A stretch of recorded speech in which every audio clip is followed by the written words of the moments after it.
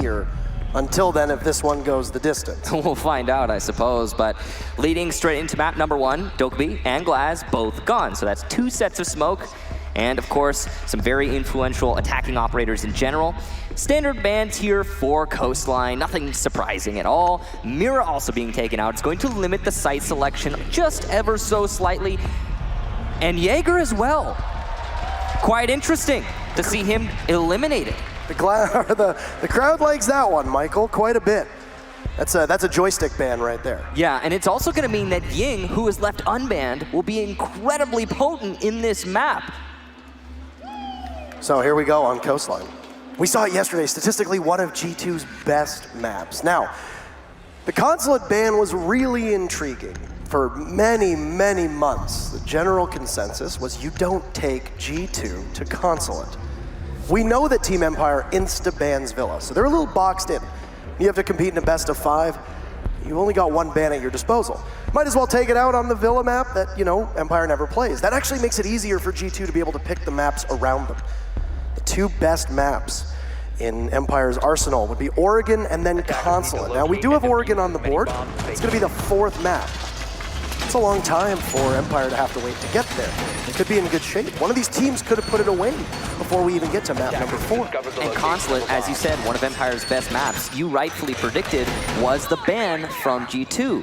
So it makes a lot of sense to see that taken out. Coastline, you can expect to be G2's map, all things considered. I mean, look at their performance on Coastline just yesterday. They looked so strong against Reciprocity in that map number 2, ending at 7-2 their favor. And it honestly just looked like G2 throughout that whole map.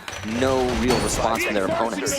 This time their opponents, though, Team Empire, who have been just performing out of their minds through this tournament and throughout Pro League so far, could see a different result.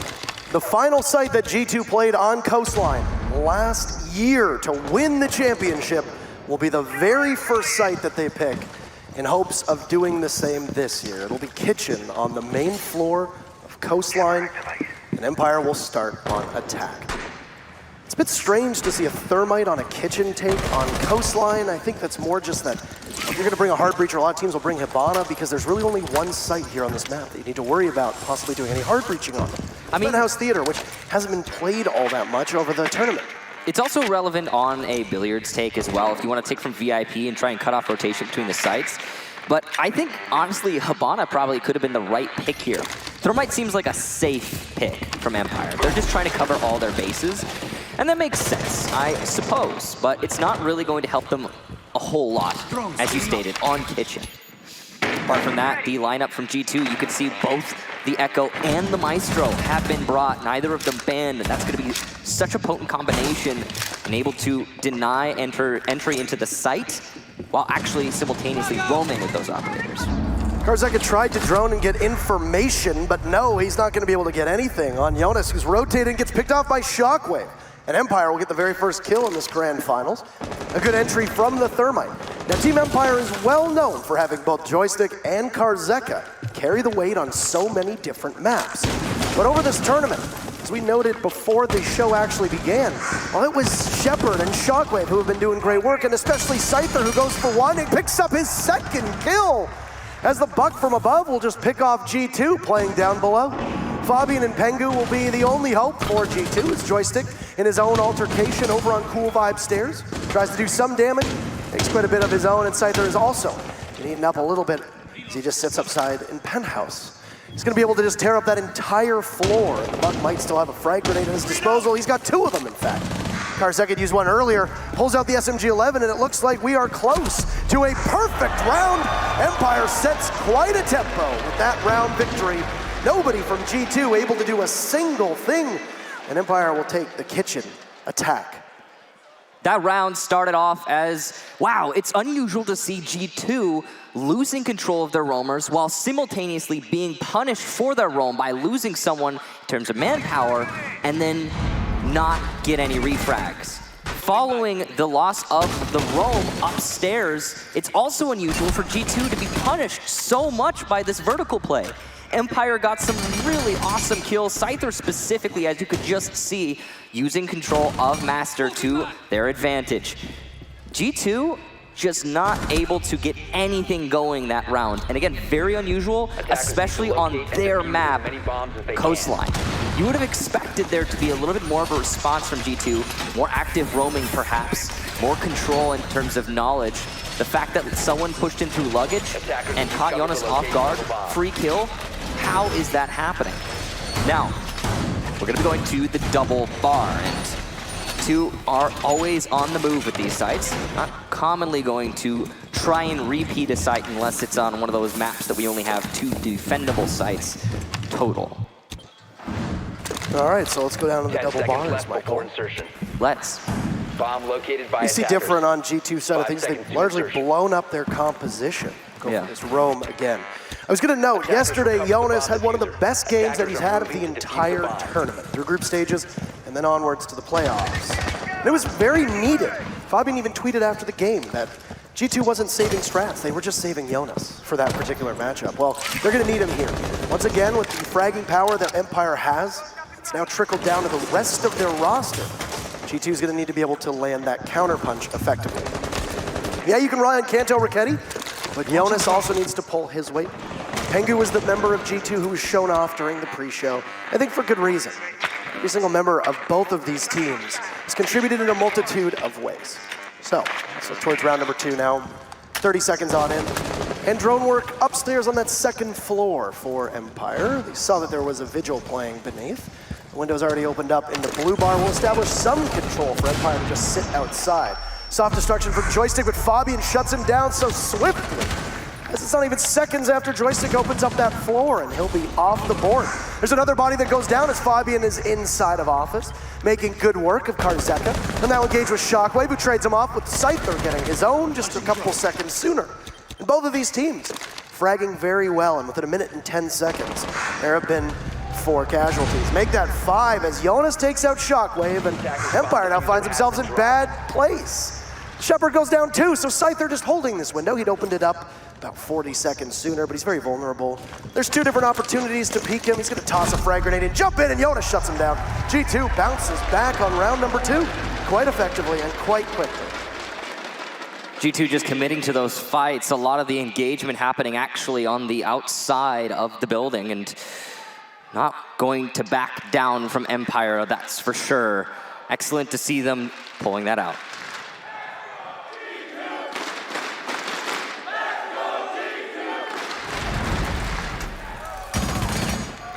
Heavy favorite in this entire tournament was Evil Geniuses. We noted this on Friday, that you couldn't walk more than a couple feet or a couple meters, depending on which system you use of measurement. To not see an Evil Geniuses jersey, I was actually very curious to see which team that this crowd would embrace. It was Nora Rengo, and everybody really liked them, but they didn't make it to the finals, and now it sounds like for the time being it's going to be G2's crowd, which is a complete opposite from last year. It was dead silent whenever G2 was able to take a round off of Evil Geniuses in the previous Invitational. So, yeah, the first time that this team's actually getting cheered here in Montreal. And G2 win a lot of events, and because of that, sometimes they can become the enemy. Once Season 1, Season 4, Season 5, the second Invitational, Paris Major, Season 8, they've been on a streak, and indomitable from most people's accounts. And because of that, sometimes it can be a little bit hard to root for them. But 5 seconds to insertion. Empire, on the other hand, a team that hasn't really won any majors. They just entered into Pro League this season. Attacker's objective is to defuse You know, they've been on, like I said, a bit of a miracle run to make it as far as they have. And they're still looking like they're going to keep going toe-to-toe with G2 non-stop. Through these rounds, all of the engagements have been happening very early, as per normal Siege. That last round ended with about a minute 30 on the clock. That's way too much time for usual Siege. And it's because both teams are willing to take the fights and able to win them. That's why we also see the 1-1 scoreline. Just gonna keep going back and forth, I'm sure. G2 going for a long roam, as per usual, on kitchen defense. They only have Goga on site right now. Everyone else from G2 is trying to exert some pressure on the attack as they clear the roamers out. To really speak to the dominance that Team Empire has had over the last last year, they've lost 2 series, period. One of which is DreamHack Winter, and one even before that. This team is on an enormous winning streak, and they're hoping that it's going to continue. Shockwave on the Fragmite, taking down Jonas. Say goodbye to the Mute. And once again, it'll be the very first casualty. Exact same mirror to what we saw in round number 1. So a good entry there from Team Empire to be able to take one person off of the board. There's Joystick to gun down Pengu. And Empire finds themselves with a bigger lead just over a minute into the round. Good pacing and good timing for the Russians. G2's Roam usually gets, well, punished less in these rounds because they're able to detect their enemies and retreat before an engagement can become too complicated. And then another G2 roamer will come to support them. But in this situation, Empire are seizing every opportunity. They're landing all of their shots. They're not allowing the roamers from G2 to fall back and get support, resulting in a lot of 1v1s. Fabian's gonna win the first one for his team though, and he'll take down Shock. So the hard destruction gone for Team Empire. It's not essential on this site, but it's certainly going to be missed. Kanter Arceti trying to do some damage at Projector. He's laying in some fire, but the support from Kozeka is going to allow Empire to put themselves up another man. Goga knows he's got a body inside a Sunrise bar. That's going to be Joystick, who uncharacteristically misses his shots. And G2 will retake the bars downstairs, but it's a kitchen defense. So as long as you can hold that bar, you still have to worry a little bit about that second floor presence. That's where the Buck of Scyther is playing, and he'll just sit up there the entire time. The only reason that Buck will get called down to help on the main floor is the rest of his team falters. But Karzak is also up there, so Shepard is going to be tasked completely alone with getting the diffuser down. He's got 20 seconds, he's over by the service door, and he'll have to really rely on the rest of his team to box G2 out. But G2 still has an ACOG available on Goga. Very damaged though. Shepard going for the defuse! The Spaniard, 2 big kills! And looking for a clutch opportunity is Goga just a second off. Can't hit Shepard, the defuse goes down, and the IQ fell. G2 a retake, they'll get the diffuser. Celebration from the Europeans, and they will take the lead and successfully defend the kitchen in round number 3. And this is why G2 is touted as the best team in the world. That was Empire's round through and through, but Goga managed to bring it back.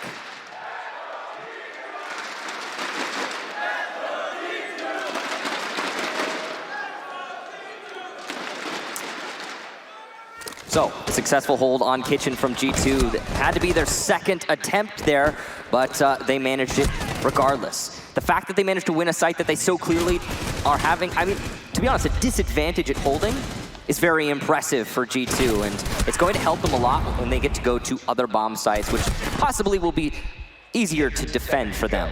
That's 2 rounds in a row that on the Kitchen site where Empire looked dominant attacking. We're gonna be going to Billiards now, so something new here from G2 is they cannot go back to double bar just yet. Attackers have discovered the location. Let's set the tone for Coastline. Now we know that this is G2's map. The pop-up yesterday that we saw on the screen noted how it was a 16-1 record. Make that 17-1 with their victory over Reciprocity yesterday. And well, this is a pretty good map for G2. 17-2 would need to be the scoreline for Empire to obviously take this map and move us towards map number 2 with the lead in favor of the upstart European squad. 5 seconds left before how important is winning Coastline for Empire right now? All things considered, not just in terms of setting the tone, and how debilitating, more importantly, is it if Empire's not able to pull through on Coastline? Is it just par for the course given how good G2 is, or is there greater worry here? I think we talk about the mental game a lot in Siege, and it's very important, that's for sure. And that's one of the things that hasn't seemed to affect Empire nearly as much as other teams. It is absolutely shocking that Empire are currently playing on the biggest stage in Siege, and it's their first time here. On top of that, they haven't faltered through the tournament, and they're going up against G2, going toe-to-toe in these rounds already. That just shouldn't happen usually. Usually there's a little bit of a hump that teams have to get over in terms of experience, in terms of the mental fortitude. But we don't have that problem for Empire, and it's very impressive. I don't think it's really going to be a huge factor for them if they lose map number 1. They'll know, hey, you know what? It's a best of 5. We have plenty of opportunities. First kill here for Joystick. Fabian goes down. Chihiro in the last round. And Smokes as well, eliminated for G2. That could open up opportunities for a plant in Billiards. There's still the Yokais and potentially C4s, but that's a really good pick for Empire. Yeah, and a really good start to the round. Not just being able to walk in and take map control away, as Empire did, but you gotta think, for G2, they are strong on this map, so they have the ability to battle back when they find themselves trailing in terms of numbers. But you can't continuously do that on the remaining 4 maps after Coastline. Win or lose, finding yourselves down a member within the first minute or so will eventually just beat you down and prove to be too much to come back from. So I'd imagine that at some point G2, as they have done in the past, will have to play a little bit more gingerly on this realm. And upstairs in the blue bar, Kanto Raketti is in trouble. He's gonna get pushed from 2 separate angles. Joystick and Scythe are both there to be able to gun him down, and the Bandit will not be able to get out of the bar alive. Goga's also been down as Shock is there, and Jonas missing all of his shots onto Joystick as Pengu in a 1v5, but he's got 2 separate sights trained on him.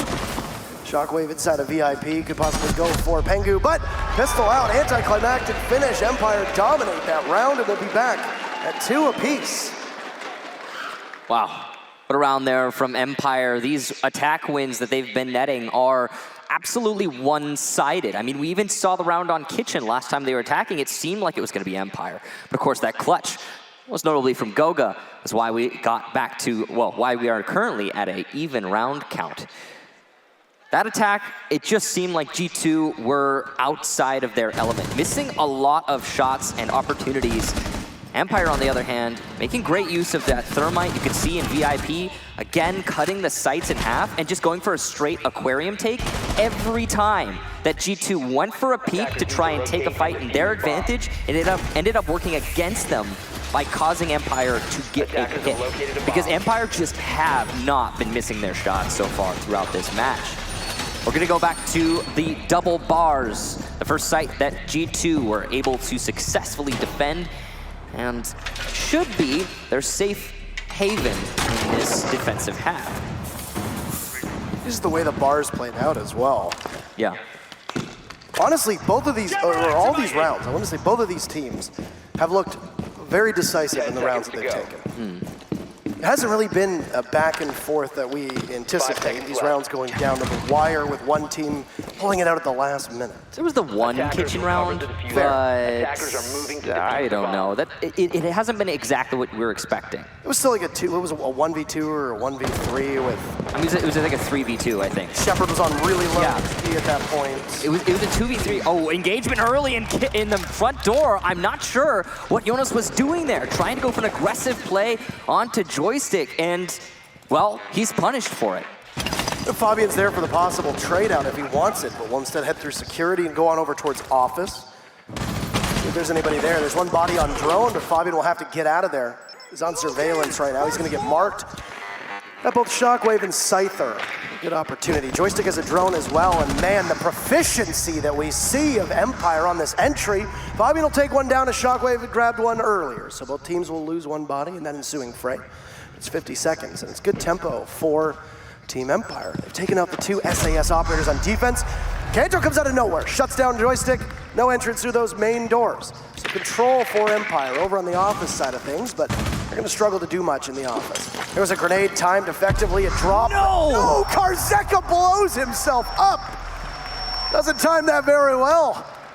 You can't outrun your own frag grenade, and Fabian likely shaking his head in amusement. That's a free kill just gifted to G2. You can't be making mistakes like that in a 3 versus 3. That's gonna put the rest of Empire in such a bad spot for this round. Goga's holding on to the Sunrise bar. We've got Shock really focused on his flank because Karzeka was unable to take care of Fabian inside of security. Shock will be going for a peek into the A-bomb site, which is, as of this moment, undefended. Yokai drones potentially above it, but no actual bodies from G2 holding it down. Got both Kanto Raketti and Goga holding onto Sunrise. Shock's gonna go for Thermite. This is risky, he knows someone's behind him. Fabian has relocated to the garden. He can use his impacts on the garden wall to open this up whenever he pleases. And because Empire are coming down to the last minute, it's going to be Fabian in such a play-make position. Shockwave's by that A-bomb site with Shepard just outside.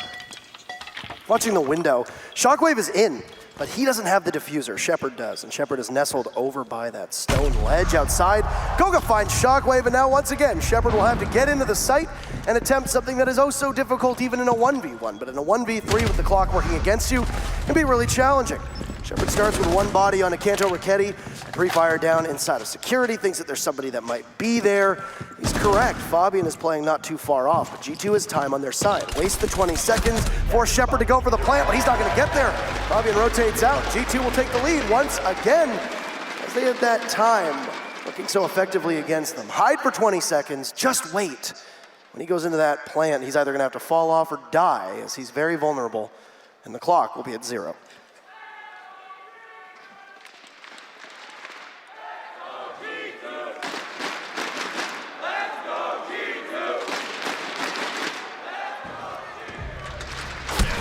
So, in that round, Karzeka missing his grenade is where it all started going wrong for Empire. Right here. If he had been able to land it and then follow up with a kill onto Fabian, it probably would have been a good clear for Empire into the B bomb site, the blue bar. Actually, correction, the A bomb site. But it wasn't. And why is that?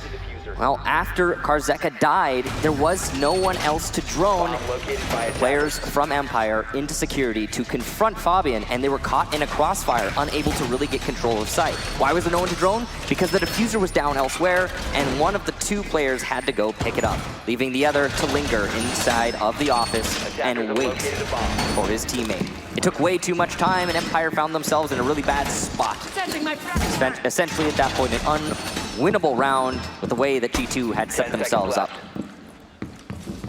At what point does G2 stop losing a body within 20 seconds of Empire opening up a barricade, a doorway, a window, etc.? Attackers are heading We're going to see another aggressive roam here from G2. Kanto Raketti usually plays the alibi. They got Pengu on it this time around. Empire keeping pretty static with their lineup. They like the 5 operators they have. It's been working for the most part, barring Karzeka doesn't blow himself up with a grenade again. He's got 2 available. Keep in mind that the Jaeger is banned as well, so it's a smart play from Empire to double up on frag grenades, as both Scyther and Karzeka are. There's room to have more projectiles and throwables on Empire's side of things, but hey.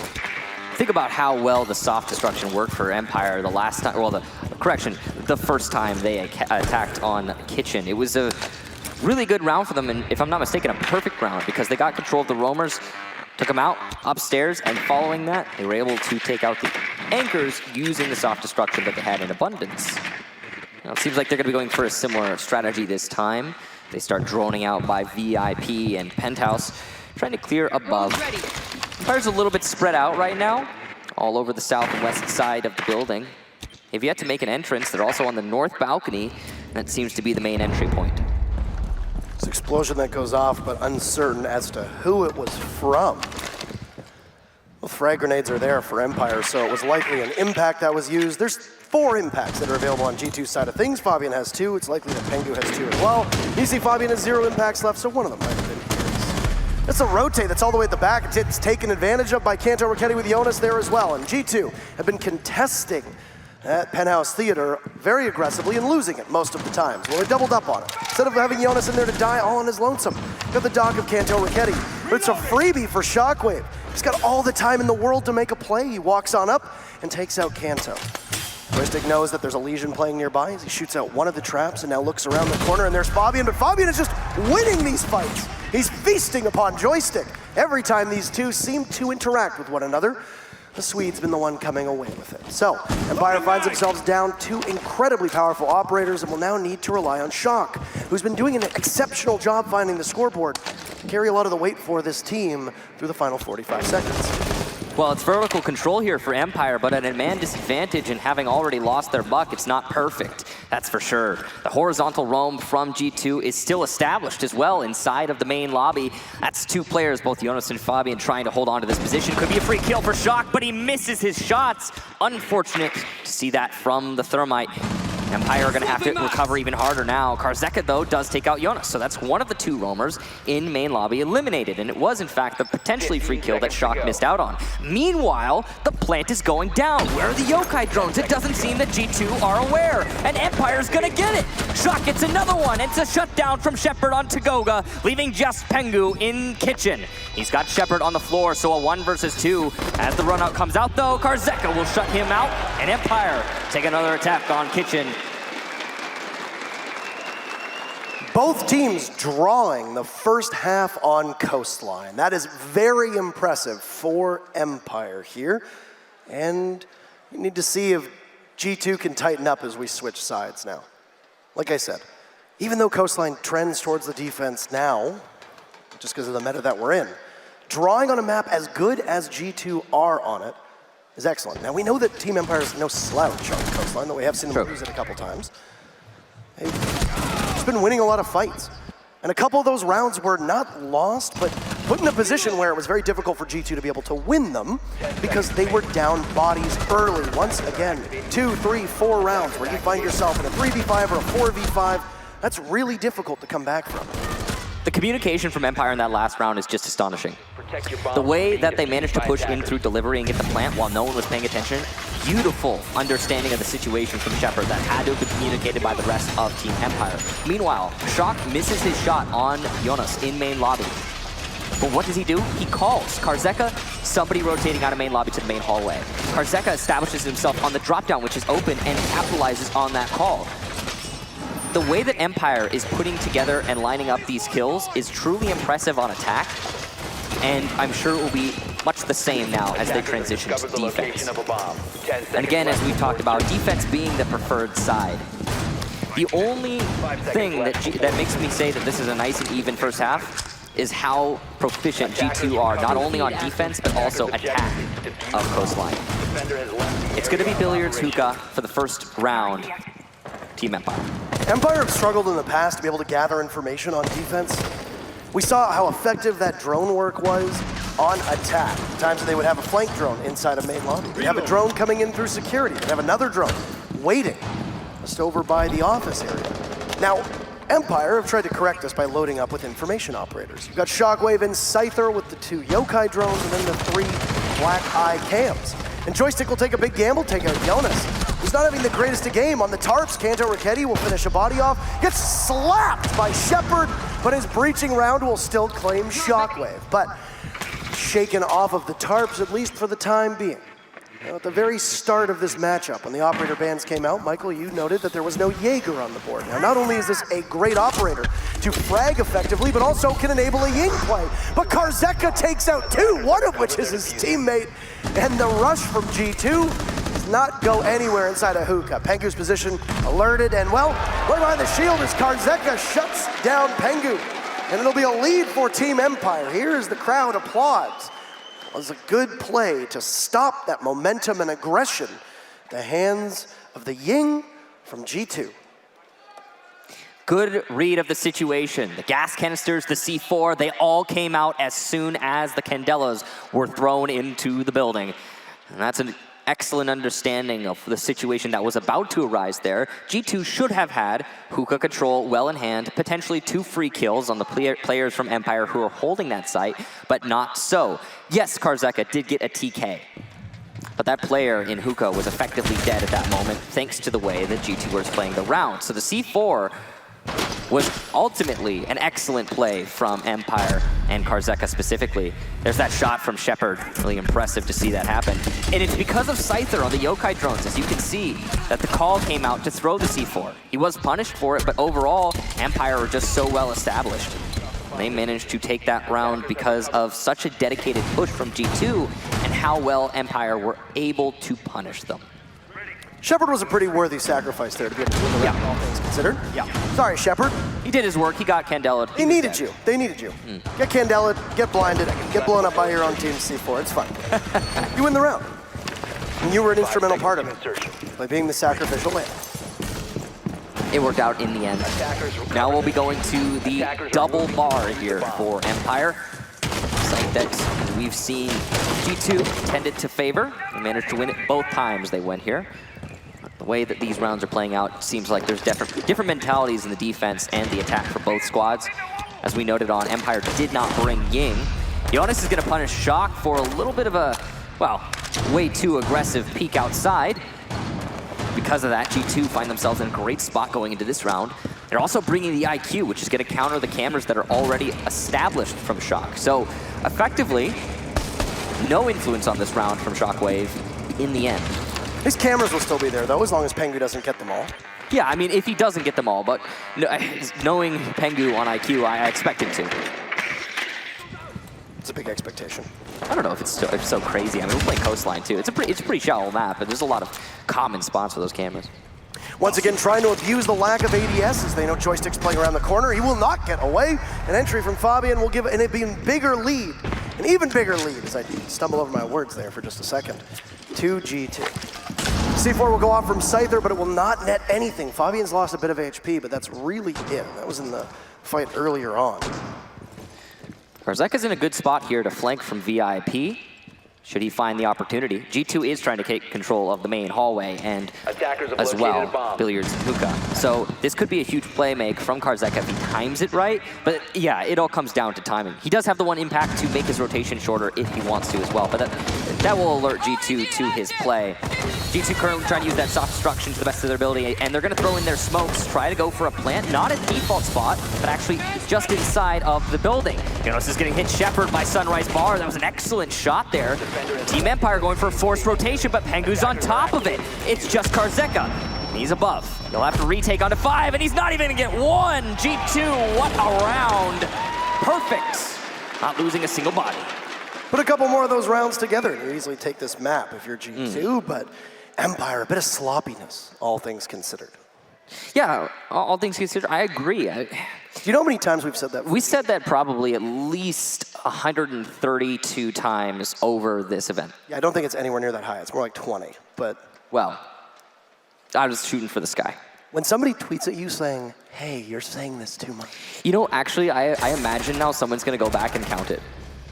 And we're going to have accurate statistics. I hope not. I hope people have better things. GG. I hope things have better. I hope they have better things to do with their time. So that attack from G2, taking control of the top floor, very well done. They didn't even need to use VIP to accomplish it either. There were some redundant roamers from Team Empire on the east side of the building, and that, of course, being Karzeka specifically on the Legion. Not able to really influence the push because he didn't time his rotate very well. That allowed G2 specifically to establish so much control vertically to force the roamers to rotate. Then the push in through the site was unexpected. Team Empire got caught off guard, or the anchors specifically did, because they still saw above being opened up at the same time G2 were pushing. And usually, you're not going to do both of them at the same time. So that's just really good knowledge of when it's appropriate to push from G2. And yeah, well done to catch Empire with the pants down in that round. We'll be going to Kitchen now for Empire. Their first attempt here. Two bodies inside a site for Empire right now. I think that was similar to Reciprocity yesterday, wasn't it? Reciprocity had 4 bodies off site. They only kept one person actually playing inside the site. Didn't work so well for them. I mean, we've been seeing that from G2 a lot too, and Empire are coming close with only 2 inside right now. There's a team that's going to be able to roam effectively and work well with one another. It's definitely Empire, though. And doesn't really matter G2. who it is. And G2, both of these teams. And G2 are pretty quick on their take-in from the west side currently. They've got control of Blue and Sunrise Bar, and they're already droning into Kitchen, which they should very soon call, thanks to Kanter Raketi's current drone in Kitchen, that, hey, A site is clear. We could go for a play here. They've also got the smokes cut off the site. Sees Shepard on the rotation, though. So as he has easy access to A, he'll be needed, or we'll see him get taken care of before G2 actually goes for a push. And that's the attempt right now from Fabian, but he's going to miss his nade. Oh, not the greatest nade at all. Gonna try first. Well, the first one was not the greatest. The second one was... even worse. Even worse. And Joystick is there, takes out Pengu, and G2 not in good shape. As the cloaking ability will be reactivated from Joystick going around, Empire's just gonna collapse now as G2 themselves not in really good shape. Fabian gets nowhere, Joystick an easy kill, and Kanto nothing. Flawless round for Empire. To answer back, it's a flawless round from G2. It was a flawless round from Empire as well. We've seen like 3 or 4 flawless rounds so far. Just in one map, you don't usually have that happen. And, well, it's frequent here. Very well coordinated there from Empire to see the G2 attack and punish it before it was able to fully establish itself to execute onto the site. Once G2 went for a push into the site, the smokes actually ended up working against them. Gas canisters on top of the smoke grenades from the attacking team, and Making that push into Kitchen damaged everyone from G2, and they were punished by the players outside of Kitchen in the adjacent bomb site. This run out from Joystick as well, absolutely excellent game sense to know that there's someone out there. I mean, we don't have a Valkyrie on the defense in that round. So that's just Joystick understanding the situation and making a play around that situation. There must have been something to prompt him to go for that run out, but no matter what, good game sense.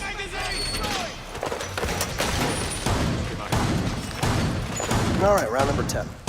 I wanted to note for a second there that we saw Shas, the coach of G2, on camera for a lot of that previous round, just in the background. 10 seconds left. Both Fabian and Pengu. He's fidgeting. I don't see Shas 5 seconds fidget left before ever. insertion. He stands there. He doesn't really make faces. Oh, I mean, makes faces if his team is winning. I think this might be the most nervous that G2 has been heading into an actual matchup because they know how good Empire is. They know how Empire can take over games as effectively as they do. And when it's Shaz, it's really worrisome. He is, in a way, the backbone of G2, and that he's always ready to support his teams, both in terms of morale and strategy, analytics, and understanding of their opponents. Empire loses the first player in this round to Goga, the great entry, playing on Habana, no less. Joystick's run out on Pengu, as you noted, was pivotal at the very end of that previous round, and he won't be there to do it again. So probably the best player on Empire and one of the best players in the world at the moment. In the way that Joystick plays this game, he's gone. You've taken him off of the Jaeger, he's just going to sit on the Vigil. Doesn't necessarily still have the same fragging potential, but still able to do a lot of damage if need be. Attackers have dropped the bomb The diffuser. slower rounds that we've seen between these two teams as well. I mean, this match has been slowly getting slower. was very it's weird. Yeah, the first couple rounds, we had some very fast ones, and now bomb has been G2, located. very patient on the attack. They got the early pick, and I think that what's going through G2's minds right now is they don't want to squander it. They're going to open up holes from Skylight onto the A bar, disabling the play of that position, forcing Empire to play further off-site, though Empire has the perfect kit to do so. And it's going to be Jonas to get another one. Karzeka goes down, and we've got just 3 players on Empire, all of them anchors. Shock, what an excellent shot onto Cantor Raketti, playing on the tarps. He will be punished for that aggressiveness. Not an easy angle to play, to be sure. Not an easy shot that Shock just managed to land. The attacker's 5v3 bomb diffuser lead, has the been most dropped. dangerous lead in the Attackers game. recovered the Yes. diffuser. And it will be punished already, putting us to the 4v3, which is not ideal for G2, though they do still have plenty of utility. Attackers A have lot. recovered the Yeah. diffuser. Likely have both sets of frag grenades in Fabian's hands. Jonas will still have the smoke grenades as well. Scyther sees a body on Cool Vibes stairs. It was Fabian playing there. Scyther's going to get juiced up from the dog. His position will not be known, but the yokai falls to the sledge of Fabian, who's just patiently waiting. Empire's time is being eaten away at here. Scyther wanted to go for a play, and that's why he got overhealed, but he was not able to do it. Jonas gets Shock as well, so this is looking bad for Empire. Shepard will hold things out as Scyther rushes in, using that little bit of extra HP to pick up 2, and that's Diffuser down in the middle of the site as well. G2 will have to go for raw power here, as they're not going to be able to get that one back. But Fabian on the retreat, traded off, and Scyther looking to try to clutch, and he'll have to against Pengu. But Pengu, nobody's clutching against him, pulls out the pistol, and we are tied back up. These two teams cannot shake one another. 5-5, and a good read from G2 as things looked like they were about to go bad in a hurry. Anyone but Pengu in that situation, and I saw Empire miraculously getting the comeback in the 2 versus 5. It came down to the wire, 1v1 at the end, and that is just really unnerving if you're G2, and I'm sure confidence boosting if you're Empire, despite losing that round. A lot of that came down to the first pick we saw at the very beginning of the round, where Joystick was eliminated. Imagine if he had been present on that site take. Following that, it was another pick for G2, putting them in a 5v3, forcing pressure onto the anchors. This amazing play from Pengu, no holds barred, just going for the rush through the site. If he had lingered there, it would have put his opponent in the advantage and likely, again, have given Empire the round and the match point. Pretty worrisome for Empire is that Cantor Raketti has not woken up yet. Sitting at 3 kills and 9 deaths. Kanto has not really been effective in his role so far throughout this game. And the problem is that for Empire, well, they're allowing Fabian, Pengu, and somewhat even Jonas, who's had a couple very big rounds despite his early opening deaths 10 on seconds remaining. defense, to help carry the load for G2. 5 You seconds. wake up and anger Kanto.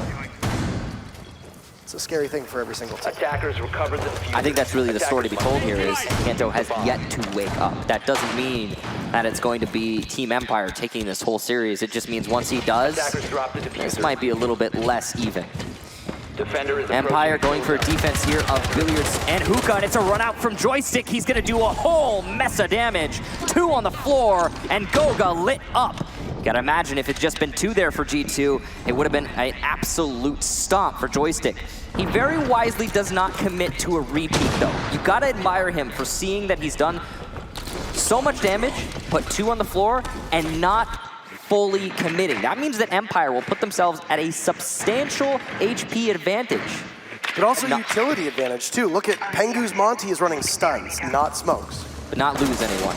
And yeah, that's an awkward thing for Pengu. Maybe just trying to clear out ADSs. You also saw that Jonas appeared to throw a grenade up as well, just to try and, I guess, hide the fact that the members of G2 are getting brought back to life. It could have been a massive play from Joystick that just falls a little short. I managed to get something out of it, at least. And it did seemingly trip up G2. Now, since the rounds have been getting slower and slower from G2 on the attack, that's definitely going to be something great for Empire moving forward. Got Jonas clearing into VIP using Jackal to the best of his ability. This Hibana hole is going to be very powerful for G2 as it cuts off the rotation between A and B. With that rotation cut off, it means that Scyther and Shock by the blue stairs are going to be isolated from Shepard, Karzeka, and Joystick over by A and Aquarium. It's full anchors right now for Empire, unless you count the roamers in Aquarium, but immediate vicinity, it's full anchor, and Empire are just trying to hold on for the last minute. Pengu's gonna get assaulted here on the Cool Vibe stairs. He knows he's got 2 bodies, and Empire, fearing a possible second body coming on up, will retreat for the time being. But look at this! Joystick didn't get him earlier, but he's gonna get him now with 2! Shepard collapses on Jonas and Fabian at the hookah door, the only member of the team that appeared to walk away with full HP. He's completely blind on information as there's a smoke stopping the members of Empire from being able to see much. In vain, Fabian might cook this grenade, toss it out, but it goes off a bit too early. He's gonna do nothing. It's a flawless round from Empire. I think you could say that Joystick probably won them that round in the first 20 seconds. There was no recovery from G2. They will take a timeout. Try to stop this bleeding here and send us into overtime. But right now, Team Empire sit on match point. Remember, 17-1 is G2's record, going all the way back to the summer of last year on Coastline. This is all but impossible for teams to be able to defeat G2 on this map, and Empire is so close to doing so. They don't lose here.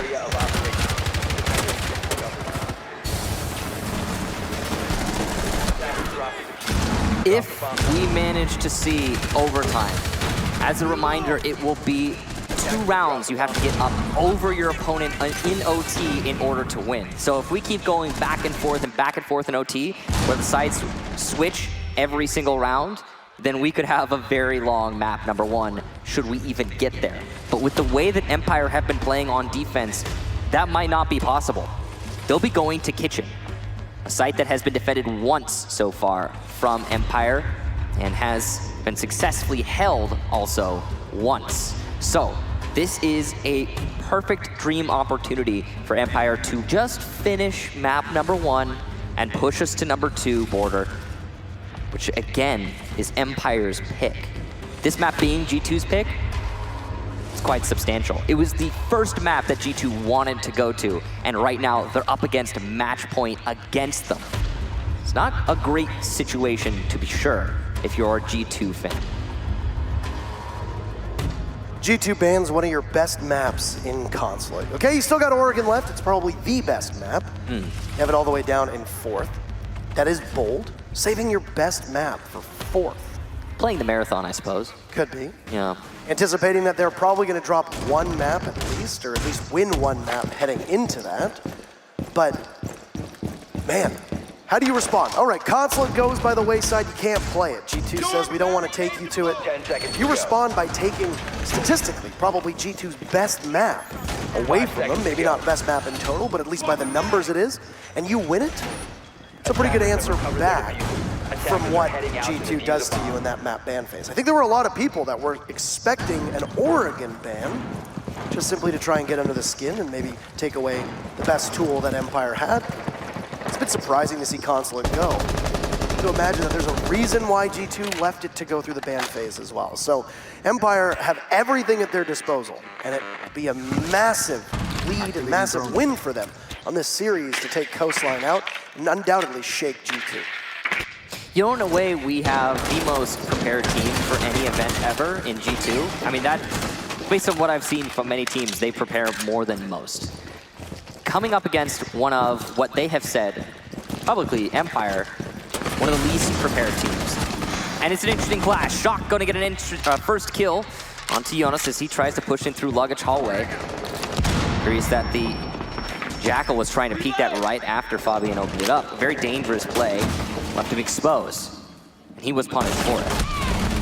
Karaseka trying to get a kill of his own just by Hall of Fame and VIP. He'll move on out, looking to try to get around, but no, there's Pengu there. And Pengu doesn't lose anything in that encounter.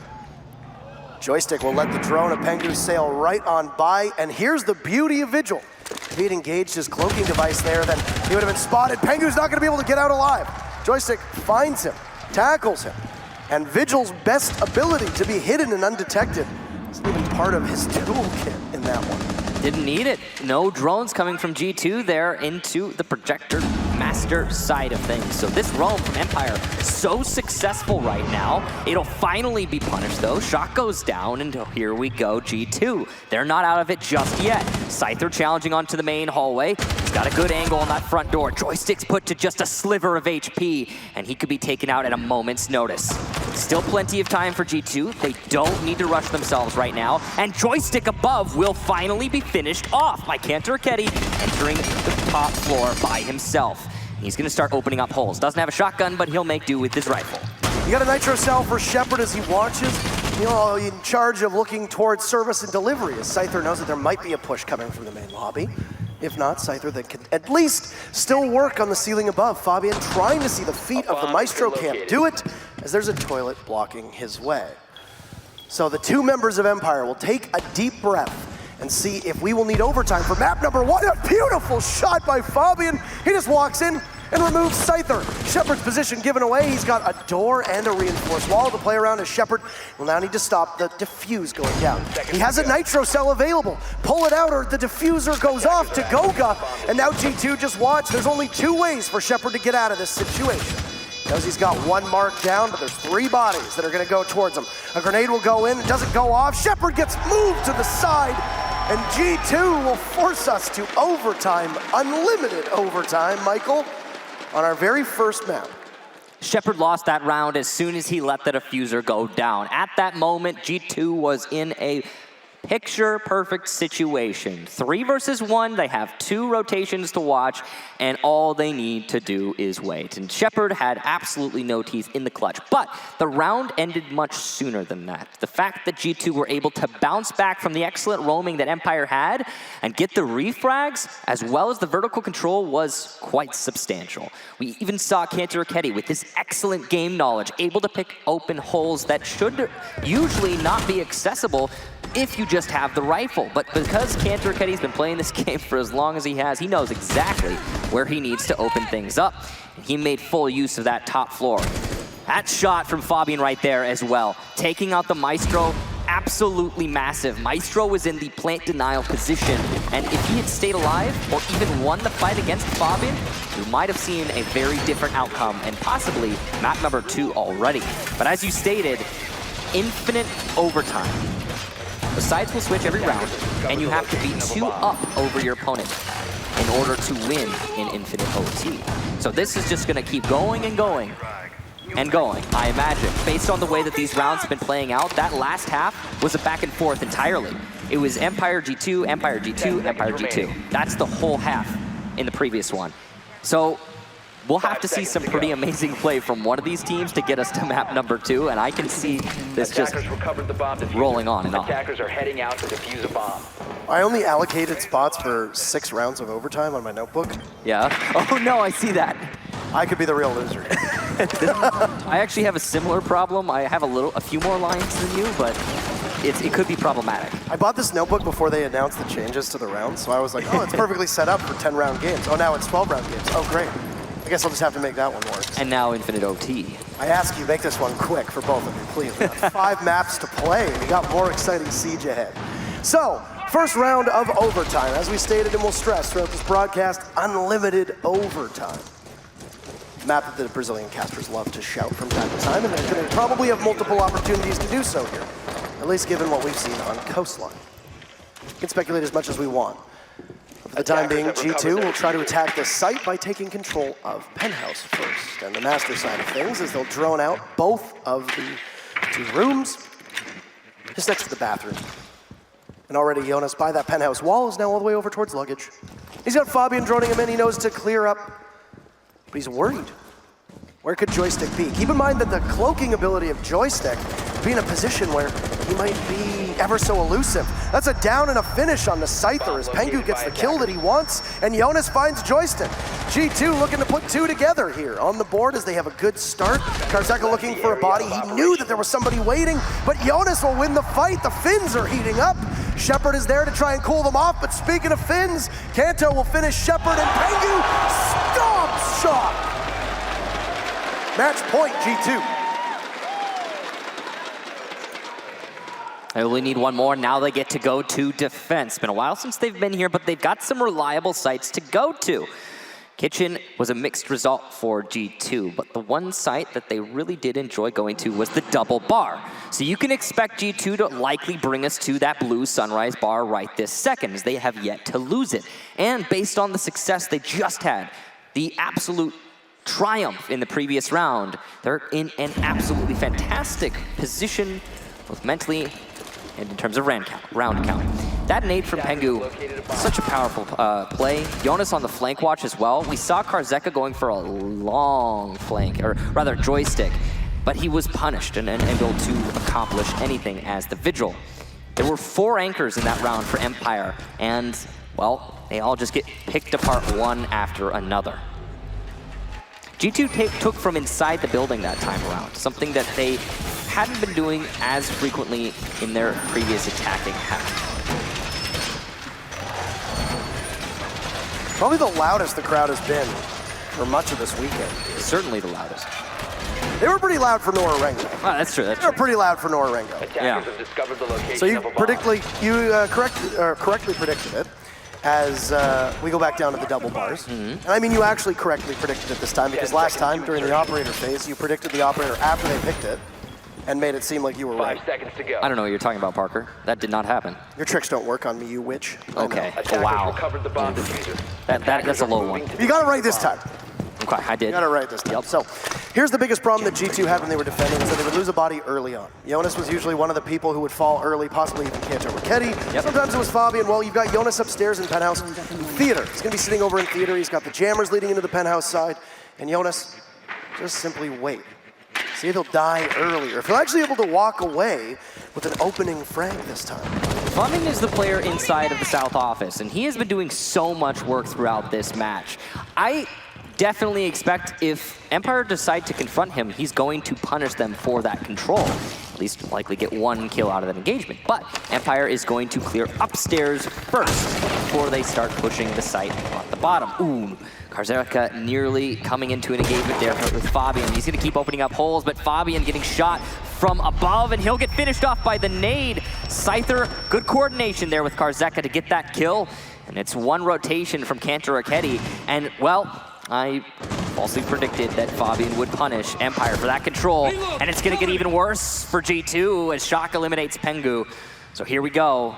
It's looking a lot like the last round, but now a complete mirror image as Empire are the ones in control. You said this, these teams go back and forth and back and forth and back and forth again. Yep. That's exactly what's happening, at least for the time being. But as we've talked about many times, the dreaded 5v3 advantage, where teams start to take chances and you can easily lose control if you get a little bit too aggressive. Now, Team Empire's been bringing a hard breacher almost every single attack, if not every attack, and hear 1 exothermic charge go off, which is not a sound that you are used to hearing on Coastline. Expecting there to be a body down in Courtyard. There's Karzeka. How does he land that shot onto Jonas? Jonas completely unaware of Karzeka's position. Goga and Kanto will be the only two remaining members. There's Kanto, but he loses it to Karzeka. Scyther is there. Empire equalizes. How does that even happen? Where do they come from? And Empire just dive on him, and we will be back tied up.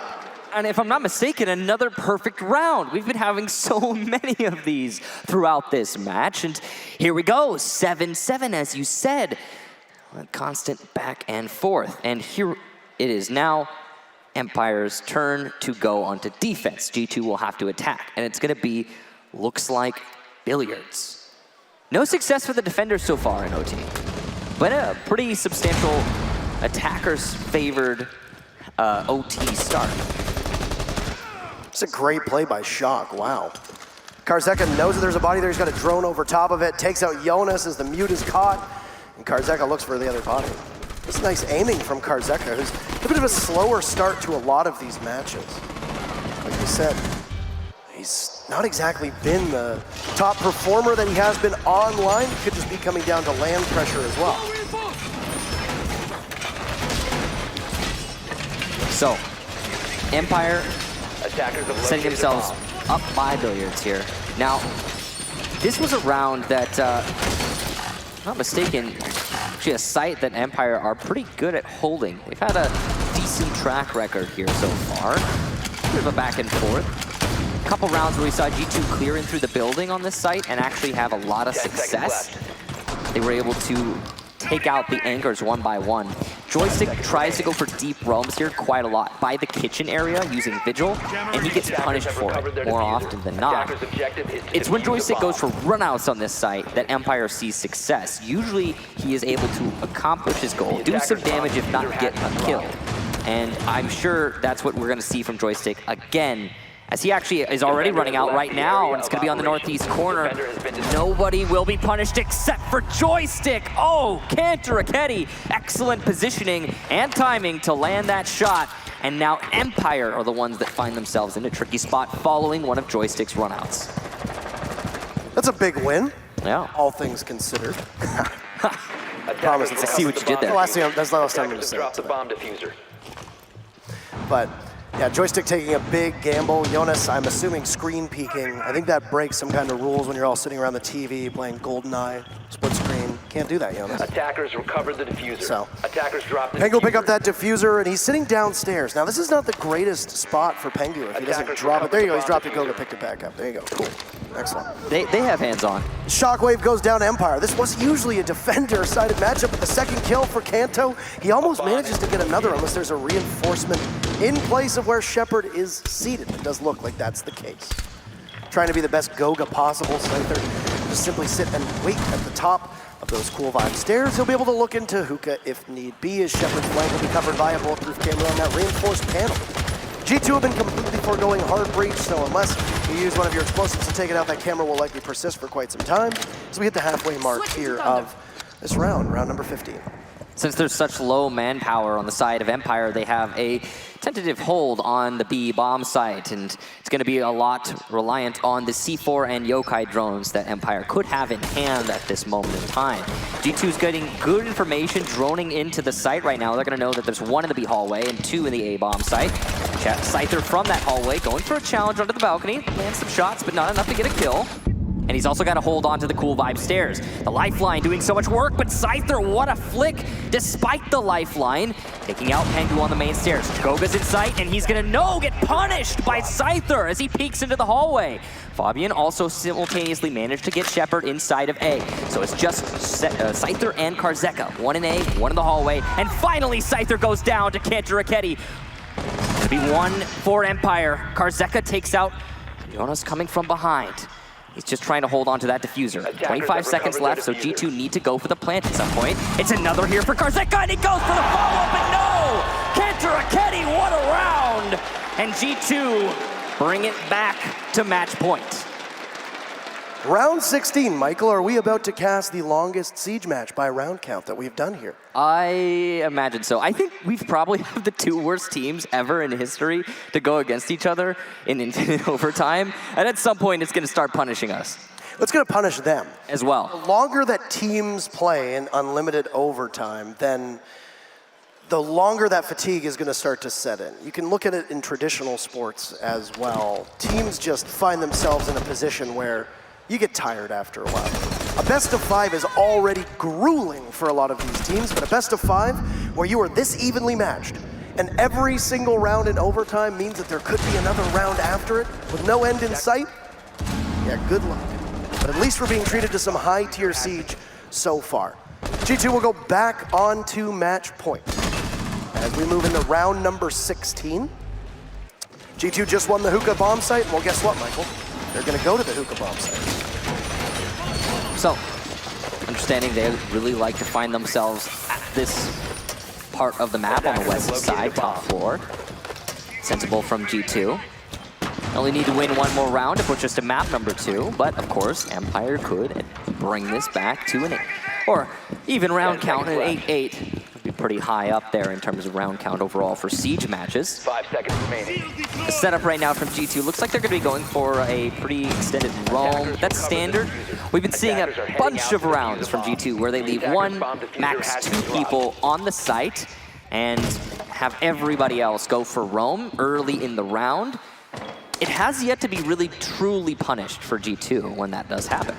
Hey, there we go at 16 rounds played. This will be the longest map ever played in the Pro League or Majors. Thank you, Splek. Or at CGG, or whomever. Whomever.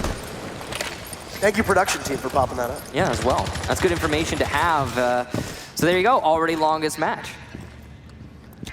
I'm sure it'll be an Bomb exciting one. located by attackers.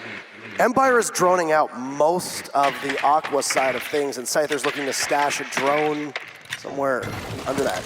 It appears to be the billiards table or just below, as there's 2 bodies from Empire, or 2 drones from Empire downstairs in this office. But we don't know the information that there's nobody from G2 playing over there. We got Goga in pink right now, just sitting patiently waiting.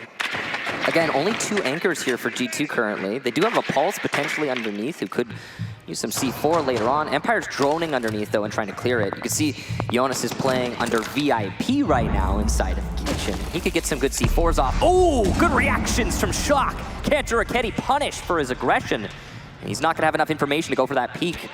Because of that, he is now the first man down. So an early loss for G2, and this is the story when G2 goes on to defense, is that they lose bodies early.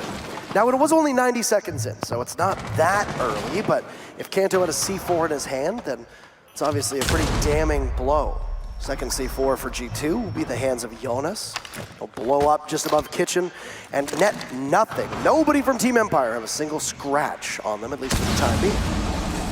This wall being opened up is huge for Empire, and it's going to allow them to cut off the rotation, as we have seen many times from both teams so far throughout this match. Shock's actually going to get a kill from it. That's his second in the round. Karzeka will get Pengu as he enters into the side as well. So Empire in a great form right now. And in Aquarium, Karzeka shuts down Fabian on the rotation. It's just Jonas, but he has no C4. Aware he's being hunted by Joystick, but he loses the fight.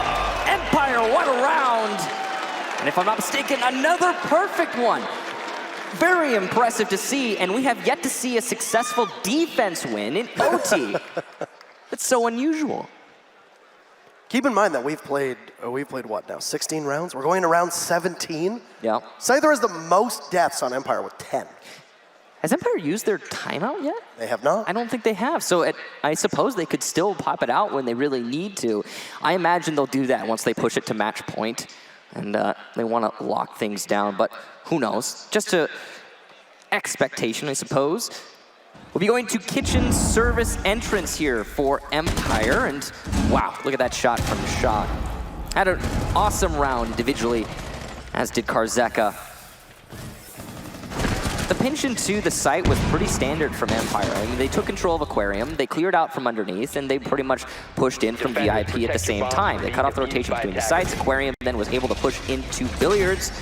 Once in Billiards, they could have gone for a plant, but it wasn't necessary. Why? Because G2 are taking the fight to their enemy, as G2 does. But they were losing those fights, as we've been seeing the defense from both teams do very consistently throughout OT. Kitchen is going to be the first, well, this is going to be the first time we've seen Kitchen in OT, and it's going to be Empire who will bring us there. I imagine these kill counts are going to get very high moving forward. I mean, this is the perfect plan. 10 seconds to go. Pengu lost the kill record to Rampion. If you've got unlimited overtime, you can get it back. Hey, that's 5 true, seconds yeah. to insertion. What's he got to hit, 23? 23 kills. Yep, so go Pengu, get those 23. If you can, if you want to. If he wants it back. You got time. You got a ways to go, you only got 8. Yeah, so he's not in the best position to make that happen. Some of the players on Team Empire are, though, so who knows? This Kitchen defense is very much just that, as Empire have a light hold on the top floor. Joystick will be the one there with Karzeka. So a bit of a duo, but like I said, light hold for top floor control. There is a Valkyrie, but to counter from G2, Cantor Raketti on IQ, which is an operator he has been playing quite a lot of throughout this map. A very potent operator, especially here, even more so when Valkyrie is left unbanned. And Echo as well. It really does feel like a lot of these rounds, the team that loses the first body loses the whole thing. Yeah, absolutely. And then even sometimes they don't get a single kill. It's almost Karzeka there as he was under fire and manages to escape the hail of bullets that will rain over his head. Jonas is hot on pursuit. Hot in pursuit is through the billiards. He knows that there might be a body playing over by that musical equipment inside of VIP. There's nobody there. Karzeka's holding the other wall. It's a soft wall. For the time being, I don't think he's been detected at all. Also just have Fabian smashing through that castle barricade at the top of luggage. Shockwave, who was playing up there, will now drop. Karzeka feeling a lot of pressure, but he's gonna at least punish G2, and that's Empire actually sustaining control of the top floor until Goga and Cantor Raketti have something to say about it.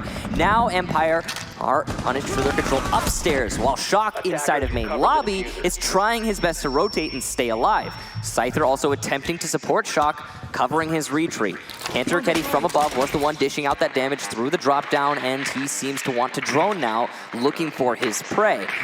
Shock being on low HP is going to give G2 a good advantage moving forward, but there's still plenty of good anchor play from Empire, and the fact that we've got the C4 potentially on Shepard and the Yokai drones from Scyther, this could still easily be an Empire round despite that damage being done. Fabian missing out very narrowly there on a kill. Missing out a little bit on that hatch as well. I don't know if that was just a possible swing of frustration or not, maybe even fat-fingered it, though it looked like the intent was there. 45 seconds to work with. G2 have held match point or a tie with Empire through every single round of overtime. Empire have not held a lead since they've gone back. And yeah, Fabian does I don't know what he's doing. Maybe he's a bit frustrated. I'm not entirely sure. Maybe fat fingering as now he'll go back onto his drone. Shockwave is very low. But what else is low is the clock, and that's not going to help G2 at all. Empire just simply needs to wait. You got Yokai drones in effect as well. Gogan in altercation will lose quite a bit of HP.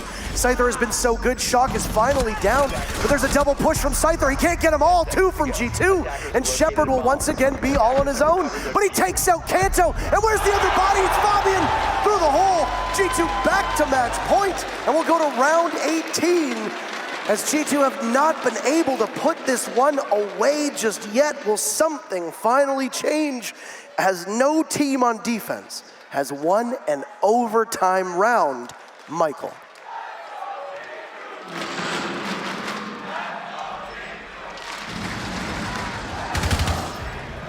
Well, the Let's Go G2s come out from the crowd to try and enthuse them here in this round.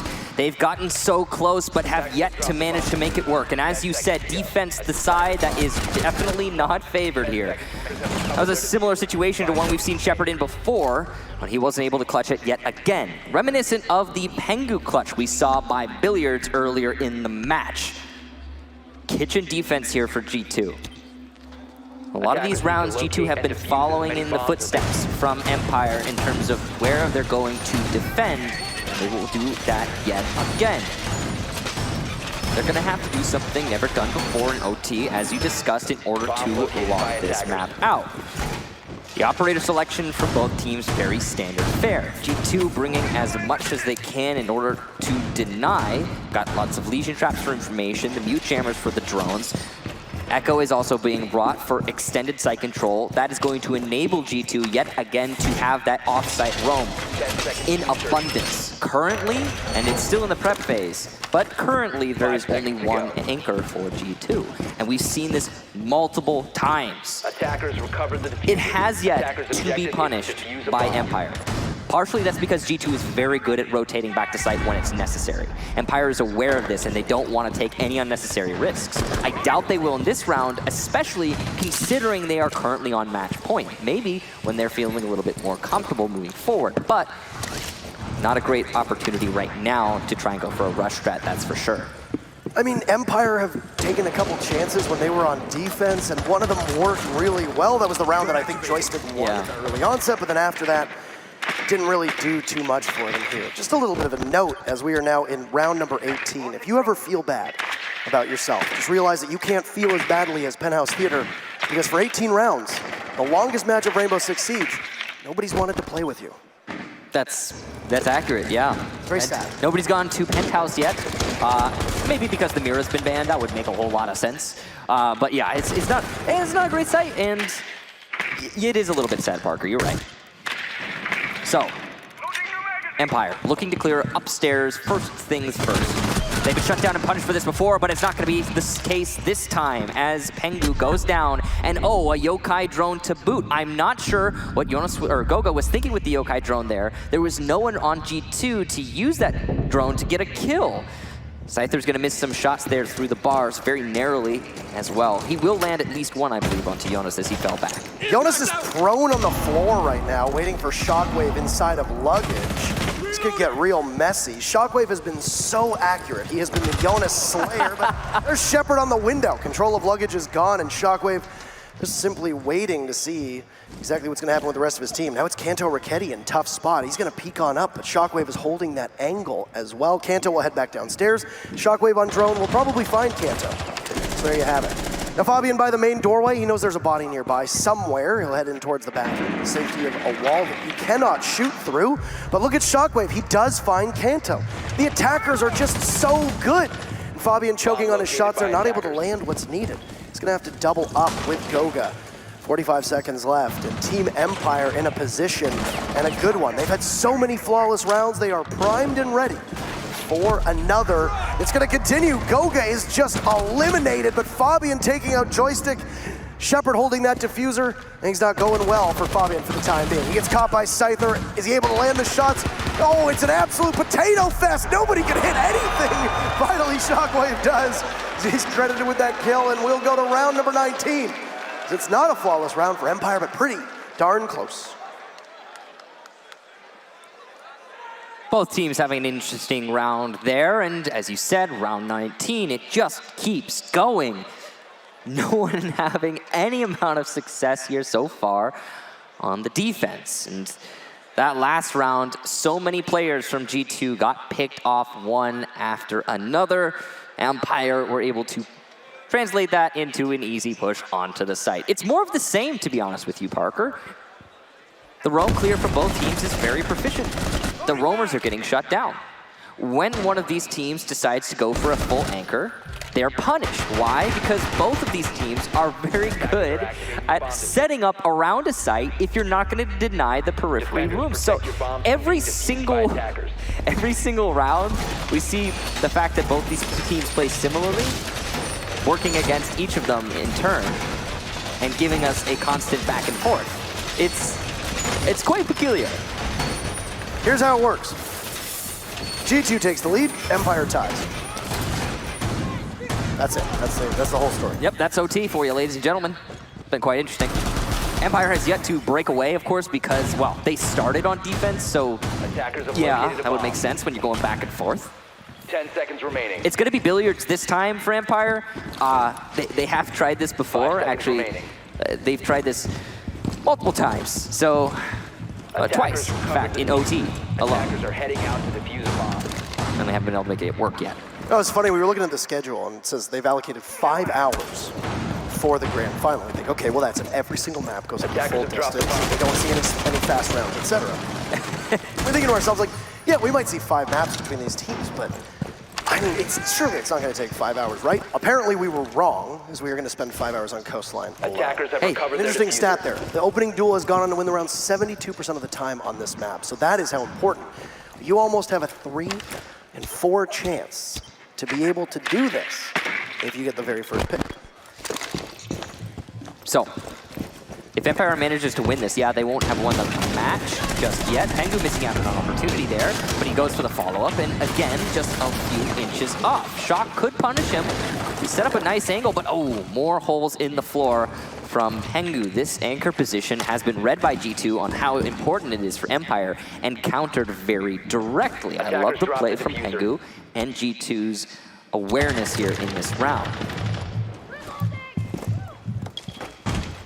A lot of patience. That diffuser is still down as well on the foyer by Sunrise Bar, as Pengu will take out most of the floor that he can see, or in his case, the roof, ceiling above him, and go on to drone. Diffuser is still down. Nobody's bothered to retrieve it. You got to imagine it's probably going to be Goga. Yeah. He's going to go get it. It'll be Goga. Yeah. Probably. Maybe, maybe not, I don't know. Goga's currently outside on the hookah balcony doing his job as effectively as possible. And we're 90 seconds in and really nothing between these two teams has occurred in terms of contact, which is the slowest pace that has been set. We've seen full anchor from Empire, and we're seeing it again. And again, it will be punished. Pengu, an excellent nade onto Karzeka. Fabian and Cantor Kenny get their own kills. And that's full control of A as well as B. It's just Scyther now who will get one for himself. Following his teammate also taking out one, it's 1 versus 3. This is technically winnable, but he's spotted out. The smoke saves him, allows for rotation, but it doesn't matter. Jonas corrects his mistake by getting the shot onto Scyther, and another attacking win. Match point G2. Again, and again, and again, and again. This is the 1, 2, 3, 4. Fourth match point for G2. Oh boy. Yeah, I mean, they've been getting it a lot, and we're going into double digits here for the round counts of individual teams overall on round number 20. So, Penthouse Theater is locked in. The very first time we're gonna see it here in the longest match in Pro League tournament history for Siege. It had to come out at some point. It Right? did. It had to come out at some point. Certainly. I think this is a good enough time as any, considering neither of these teams have managed to win a defense. Hey, throw a curveball, what the heck? It's also going to be Clash from G2, which we've talked about before. It hasn't worked very well for G2 in the past, but hey, curveball, why not? In this situation, I think it's appropriate timing. You take chances, right? Yeah. That's the first time I've ever seen double digits up there in the... Same. Yeah, never seen it. It looks weird. I didn't even know what it looked like. It got smaller. The text got smaller, and it's weird. 10 seconds to go. I've never Bigger seen it number, smaller text. True. There you go. It's accurate. 5 seconds So, left before insertion. okay, a setup on Penthouse, and you can see that the Attackers have Clash recovered their diffuser. is going to be Attackers holding are on to moving those to main defuse the stairs. bomb. Defender has left And it's the going to be area a of double, operation. no, triple ACOG for G2, which makes sense on this site. We've been very critical and a little bit skeptical of the Clash play from G2. It hasn't really looked like the most effective operator to use because G2 has largely used Jonas on roll with that Clash. So now, what are you going to do? Well, you're going to keep him nestled deep inside of sight. Yikes. I don't know. I'm mimicking just what you said earlier. But I wanted It's true, though. I wanted to comment on it as well. It's- I wanted to comment too. Because it's every single time we see G2 pull out the Clash, it really does not work. Yeah, it's been something that teams have time and time again hurt them for, as it just doesn't seem to work with G2's playstyle.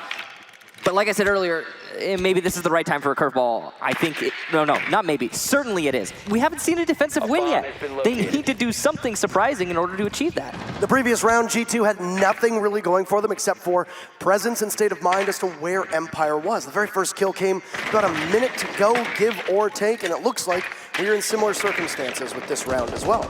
As that aggression from Team Empire to walk in, take an early pick is completely absent. In fact, G2 is still able to roam, and they haven't had an opening death or an opening kill yet. At 72% of the time, statistic will weigh in the minds of us and the viewers for quite a while to see which of these two teams will be able to draw first blood. It's just over halfway through the round.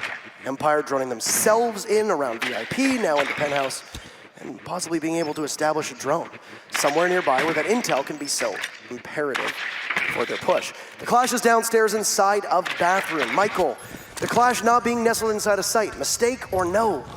I think the way that we've seen G2 play Clash in the past, this is not necessarily a mistake, or no, it just seems to be them trying to go with the new mindset on how they're going to play it. He has fallen back to the 90 hallway, so this is as good a position as any he can call for his teammates.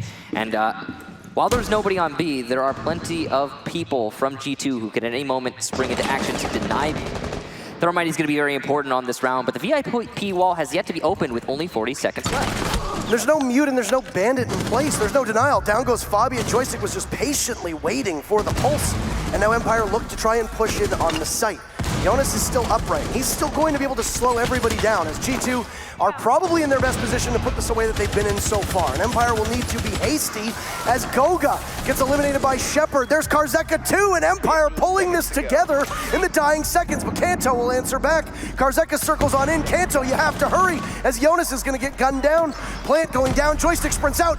Karzeka is just waiting and guarding the doorway as Kanto picks one off, but Scyther finishes it, and there's going to be no match point again. We go back and forth and back and forth and back and forth again.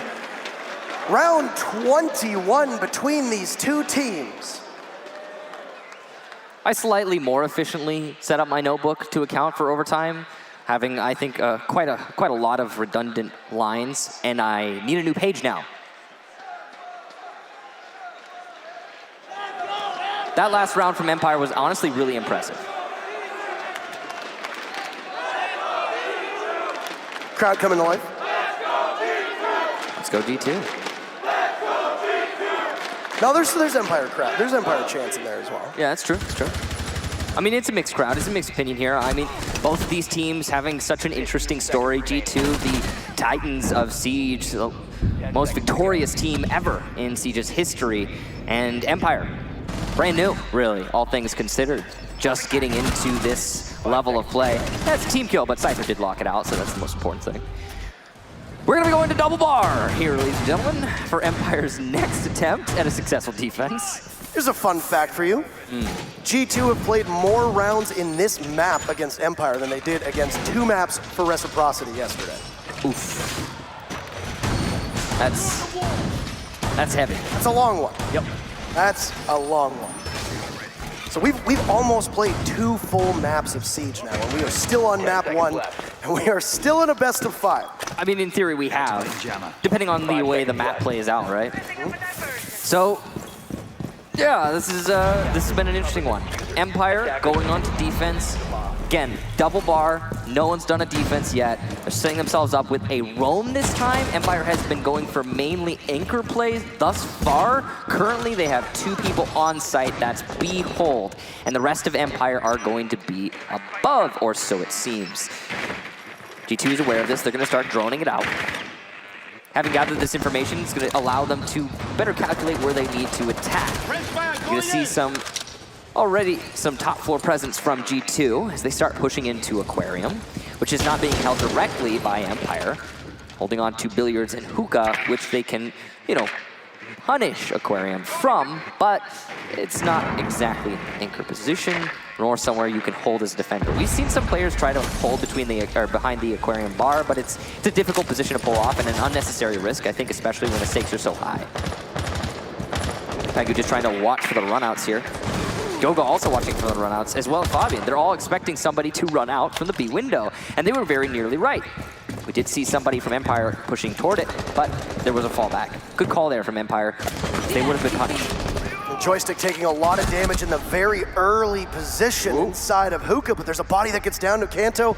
Up on the tarps, he's going to try to crawl to safety. It's possible they don't know that downed Kanto Raketti, as he is allowed to fall back. Jonas is in.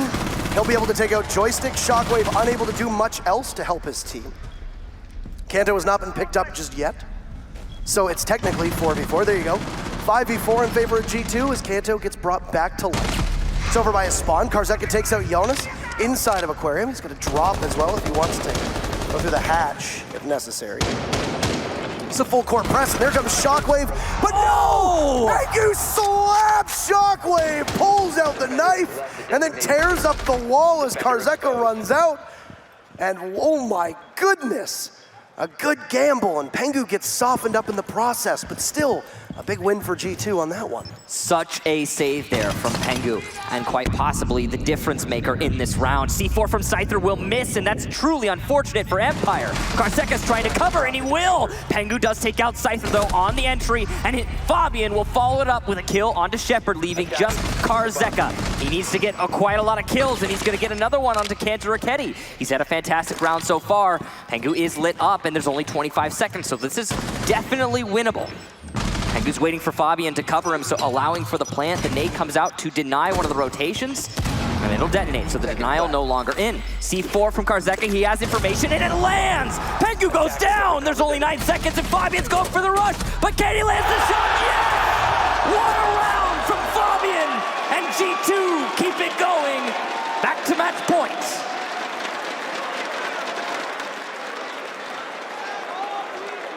How much of this can your heart take? This feels like the 5th map. Yeah. This is the first map.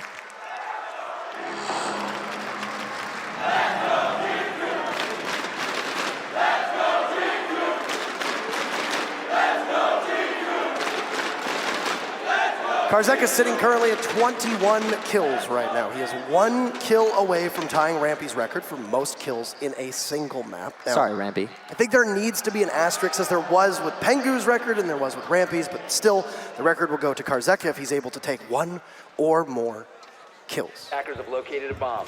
So, Michael, no defending victory. none in overtime. No. We're in a defender favorite meta, by the way. I think, Parker, this map alone is going to substantially hurt the win rate for defense on Coastline, and that's worth noting. We're going to be going to the double bar again, but this time it will be G2 to try and defend it. Karzeka came so close right there. So close. He missed a couple shots. That's all it is. That's really all it is. He missed a couple shots. Yeah. I think that's really a testament to the quality of both of these teams, how close they are in 10 this seconds to competition. insertion. And it's already shaping up to be one of the better 5 seconds left before finals insertion. we've ever had at one of these majors. Attackers recover I feel the like bomb both these diffuser. teams Attackers found are out how moving to hard it defuse would be the to bomb. top the EG Penta match from last year. Yeah, last Invitationals final. What can we do? Yeah. We can play 3 times as many rounds as them? Bye-bye joystick.